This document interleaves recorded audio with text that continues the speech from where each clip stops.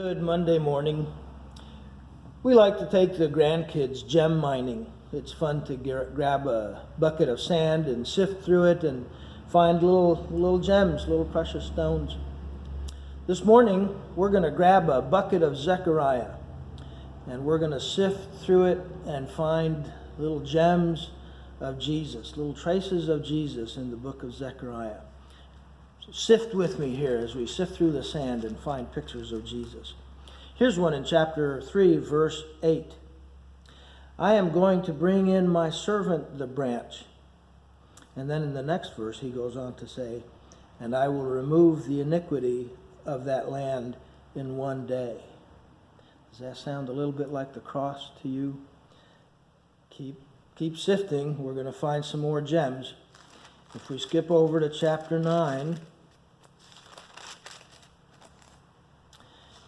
and verse 9, see if this is familiar to you. Rejoice greatly, O daughter of Zion. Shout in triumph, O daughter of Jerusalem. Behold, your king is coming to you. He is just and endowed with salvation, humble and mounted on a donkey, even a colt, the foal of a donkey. Does that sound like the triumphal entry to you? Exactly. And here's the next verse, chapter 9, verse 10.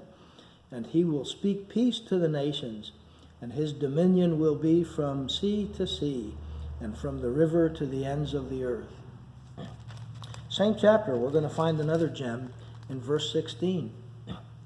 And the Lord their God will save them in that day, as the flock of his people.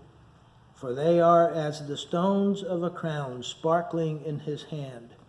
Here we thought we were finding gems of Jesus, and he considers you to be the precious stones in his sand that he's been sifting through to find. Amazing. Here we find the good shepherd laying down his life for the sheep. And then look at chapter 13, verse 1. In that day a fountain will be opened for the house of David and for the inhabitants of Jerusalem, for sin and for impurity. There is a fountain filled with blood, drained from Emmanuel's veins, and sinners plunged beneath that flood lose all their guilty stains. Taken from this verse here in Zechariah 13:1. Let me go back to chapter 11, verse 13, and listen to this. The Lord said to me, throw it to the potter, that magnificent price at which I was valued by them. So I took the 30 shekels of silver and threw them to the potter in the house of the Lord. Here we find the picture of Judas's betrayal of Jesus for 30 shekels of silver. Chapter 12, verse 10. They will look on me whom they have pierced. A little brief picture of the piercing of Jesus on the cross. 13:7. Strike the shepherd, that the sheep may be scattered.